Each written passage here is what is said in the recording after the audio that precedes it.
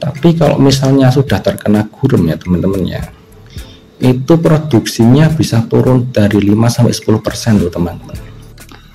Halo, assalamualaikum, kembali lagi di channel saya. Hari ini saya akan membahas masalah tetap di peternakan puyuh ya teman-teman ya. Dan pembahasan di peternakan puyuh ini sangat penting bagi kalian yang ingin memelihara puyuh atau masih memelihara puyuh dan masih terkendala. Kenapa sangat penting ya? Ya karena gini teman-teman ya, usaha di bidang peternakan itu sebenarnya kan butuh pengalaman. Nah karena tuntutan zaman yang begitu cepat, kemajuan seperti sekarang ini, kalian apa mungkin mau mencari pengalaman sendiri? Yang paling cepat itu ya belajar di internet ya. Di sini saya akan mengajarkan atau enggak, saya akan berbagi pengalaman yang buruk tentunya ya, tentang budidaya burung puyuh ya, tentang usaha peternakan burung puyuh, agar kalian bisa belajar sehingga kalian terhindar dari pengalaman saya yang buruk ini. Dan tentunya kalian harus berhasil beternak puyuh. Maka dari itu subscribe, karena subscribe itu gratis ya teman-teman ya.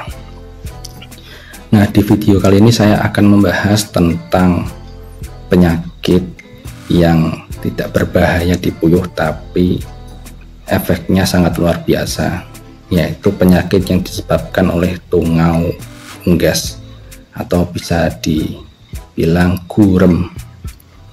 Nah gurem ini gimana sih ciri-cirinya? Ciri-ciri kandang atau ternak unggas yang terkena gurem awalnya gini teman-teman ya. Jika kandang kalian terdapat sarang laba-laba yang begitu banyak, itu diindikasikan ada hewan-hewan kecil yang menjadi makanan laba-laba, sehingga laba-laba tersebut sangat nyaman dan berkembang biak di kandang dengan cepat. Hewan kecil itu ya belum tentu gurem ya, tapi itu indikasi awal. Bisa juga itu nyamuk banyak, tapi kita perlu waspada ya kalau seperti itu ya. Kemudian ciri yang kedua, kalau kalian setelah dari kandang, kalian keluar dari kandang itu, kalau tubuhnya gatal itu diperiksa. Nanti kalau ada hewan kecil yang merembet, warnanya putih, hampir tidak kelihatan sih, yaitu gurem itu. Kalau sudah seperti itu bisa dipastikan ternaknya terserang gurem. Kemudian ada ciri lain yaitu diperiksa ternaknya. Tentunya pemeriksaan ini kalau tidak biasa ya sulit juga teman-teman, yaitu di kulitnya puyuh itu biasanya kulitnya agak bersisi ya atau berbintik-bintik itu, cuman karena ternaknya itu kecil jadi agak tidak terlihat ya teman-teman ya, itu butuh pengalaman. Nah ciri-ciri tersebut mengindikasikan ternak kita terserang gurem. Kemudian kenapa sih kok gurem itu menyerang? Ya sebenarnya gurem itu predator atau hewan alami yang biasa menyerang unggas ya. Tapi faktor yang sering terjadi itu seperti ini teman-teman. Jika kandang kalian itu bahannya seperti kandang saya, dikasih dinding terbuat dari kayu atau pagar kayu, itu tempat bersembunyinya gurem itu teman-teman. Nah kemudian karena kandangnya itu dikasih pagar, otomatis kan sirkulasi udaranya tidak lancar ya. Kemudian kelembaban kandang itu agak tinggi. Nah dari kelembaban yang tinggi itulah penyebab gurem datang dan senang berada di kandang. Makanya kalian yang ingin mendirikan usaha peternakan perlu diperhatikan kandangnya. karena kalau sudah salah seperti ini ya agak repot ya, ruginya banyak. Sudah kandangnya salah, efeknya sama ternak itu juga tidak bagus. Kemudian efeknya apa sih pada ternak sehingga kok perlu diperhatikan gurem ini? Efeknya gini teman-teman, berdasarkan pengalaman saya ya, jika kandang masih bersih itu diisi puyuh itu bisa berproduksi dari 70%, kemudian naik menjadi 80%, kemudian puncak itu bisa 95%. Misalnya sudah terkena gurem dan bahkan bisa sampai itu produksinya bisa turun dari 5 sampai 95 lah, 95. Dari 5 sampai 10% aja kita, kalau kandang populasinya sampai 5.000 ekor, 5%-nya berapa coba? 5.000 ekor itu 250 butir ya kalau 5%-nya ya. Kemudian kalau 10% 500 butir. Kalau dihitung menggunakan rupiah 250 butir, kalau per butirnya itu 330, itu per hari kita hilang 80.000 loh.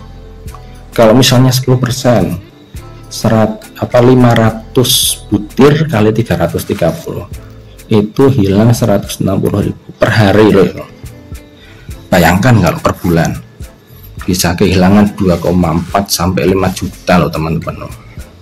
Loh, itu besar loh teman.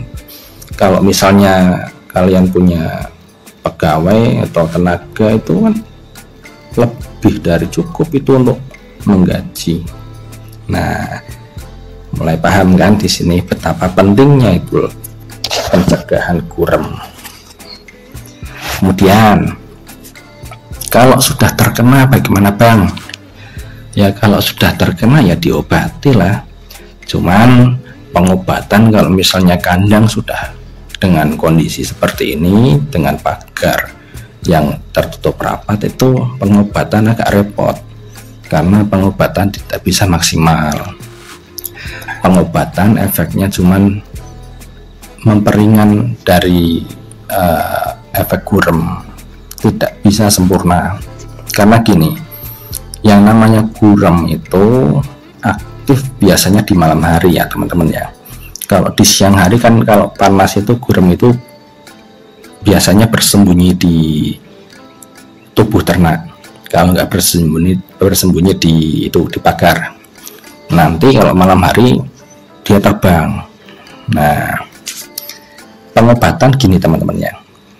Kalian beli obat gurem online kan banyak itu ya, tulisannya obat gurem, warnanya putih dalam satu kantong plastik itu kalau nggak salah di dalam satu kantong itu 10 gram kalau nggak salah ya, itu dilarutkan di dalam air, nanti dibaca ada petunjuknya. Nanti jangan lupa dikasih deterjen yang buat nyuci itu loh, dikasih deterjen 1 sendok lah, kemudian dilarutkan dalam 10 liter air. Nah setelah itu dicampur semua, nanti disemprot pada malam hari, jangan pada siang hari ya, karena gurem aktifnya itu di malam hari. Nah kalau kandangnya seperti ini ya disemprot bisa sih, cuman tidak bisa sempurna efeknya.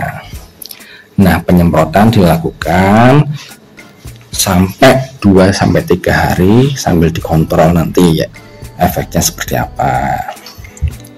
Nah kalau sudah disemprot, nanti kalau sudah dievaluasi ternaknya sudah sembuh ya sudah, kalau belum ya diulang lagi.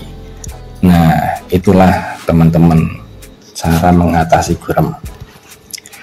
Untuk kalian yang ingin menanyakan sesuatu terkait tentang pertanyaan di bidang peternakan burung puyuh, silahkan tulis di kolom komentar, nanti akan saya buatkan videonya. Demikian dari saya, assalamualaikum.